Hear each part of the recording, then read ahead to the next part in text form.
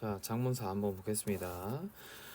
지역사회 발전, 지역사회 문제를 해결하기 위한 건의문 작성하기 이렇게 되어 있고 예산도장 이제 한옥마을 발전위원회장 이렇게 되어 있는데 뭔 얘기를 하는가 한번 살펴보시죠. 보자. 자, 안녕하세요. 저는 한옥마을에 살면서 지역 홍보대사 활동하고 있는 이 친구인데 조선시대의 종가라든가 살림집이라든가 정사와 정자 그리고 서원과 서당 그리고 주변의 농경지와 자연환경이 잘 보존된 우리 마을은 자 밑줄칠게요. 2010년에 유네스코 세계유산으로 등재되어 지난 시대의 문화적 전통을 현재에 잘 전해주고 있어요. 또 이런 것뿐만 아니라 많은 의뢰라든가 놀이라든가 저작이라든가 예술품 등 수많은 정신적인 어떤 유산들을 갖다가 보유하고 있기도 해요. 그래서 이제 초등학생, 중고생이 체험학습을 하거나 혹은 가족 단위 탐방객이 좀 많아요. 그런데 최근에 온 친구들을 보면 이제 불만족스럽다는 어떤 내용들이 많아서 세모칠게요. 자, 그래서 문제점이 있으니까 이거에 대해서 우리가 뭐 할 거냐 약간 실태 조사를 할까. 근데 누굴 대상으로 할 거냐면 탐방객을 대상으로 설문조사를 실시하여서 구체적인 문제점을 찾으려고 했어. 그냥 보니까 자, 이거 어떤 것들이 있냐면 이제 정보 제공이 불친절하다, 그 다음에 직관적이지 않다, 그리고 체험 프로그램이 진부함에 개성이 없다 등의 문제점들이 있었고 이런 것들을 좀 생각해 본 다음에 발전위원회에 건의했대요. 자, 어쨌든 이 친구들이 한 건 뭐냐면 나름대로 설문조사를 했고 그 설문조사 내용이 정보 제공이 불친절, 직관적이지 않다, 그리고 체험 내용이 진부함에 개성이 없다. 이 정도가 정리가 될 것 같아.까지. 자, 우선 직관적이면서 흥미로운 어떤 정보 제공을 위해 시설물 설치가 필요하대요. 자, 마을 입구에 관광 안내소가 있긴 하지만 안내소에 들어가야 되니까 그건 좀 의미가 없고 관광 안내소 앞에 마을 지도나 만화 지도 등의 형식으로 흥미롭게 제작해야 돼.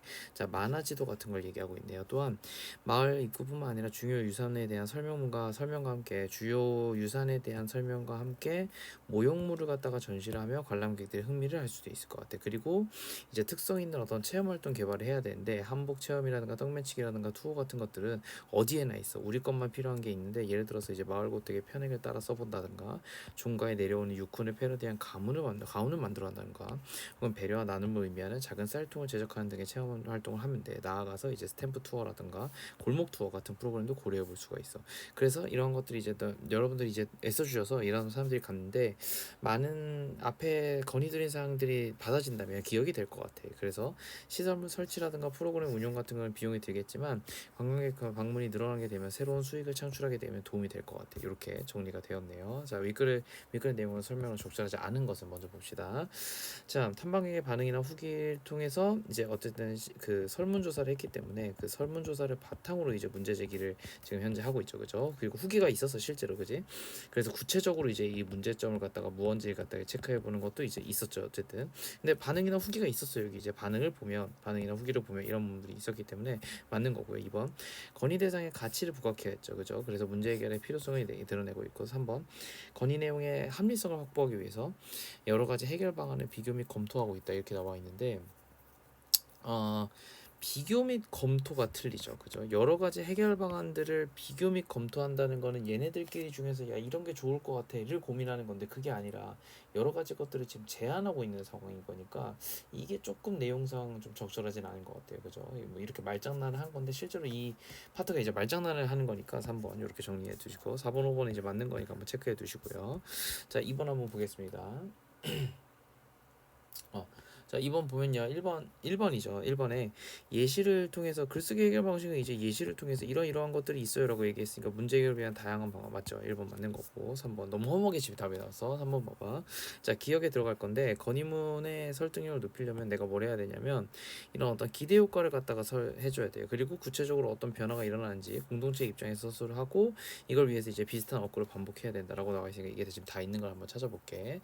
자, 답을 보면 3번 5번인데요. 한옥마을은 한번 다녀가게 된 마을이 아니라 친구와 함께 그리고 가족과 함께 아까 친구 가족 이런 얘기들 했었죠. 계속 방문하고 싶은 그런 마을이 될 것 같아요라고 얘기했으니까 이제 여러 번 이제 방문하게끔 하겠다 이런 얘기잖아요. 그죠? 그래서 3번에 5번 이렇게 정리를 하시면 큰 문제 없겠어요.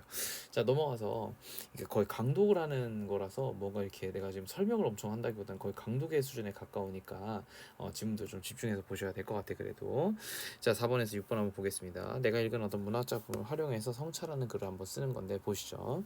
자, 함께 오르는 삶. 오늘도 어김없이 아침이 오고 억지로 허리를 접어서 일어나 앉는데요. 뿌연 눈으로 바라본 세상은 어질어질하기만 한데 난 로봇처럼 일가를 수행할 거야. 씻고 뭐 한대요. 자, 뚝딱뚝딱 이런 표현들 이제 꼭 체크해 두시고요. 그리고 저녁을 맞는다. 울음인지 모르지고 하루를 한 달을 한 끼를 보낸다. 자, 봐봐요.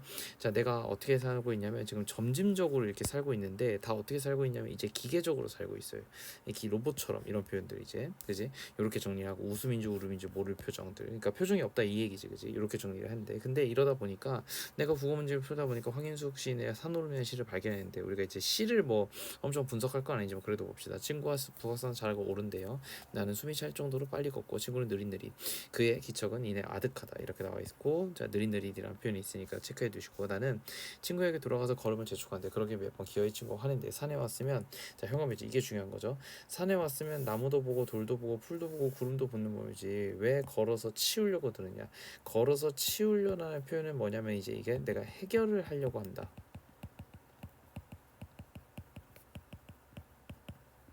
일로 생각한다.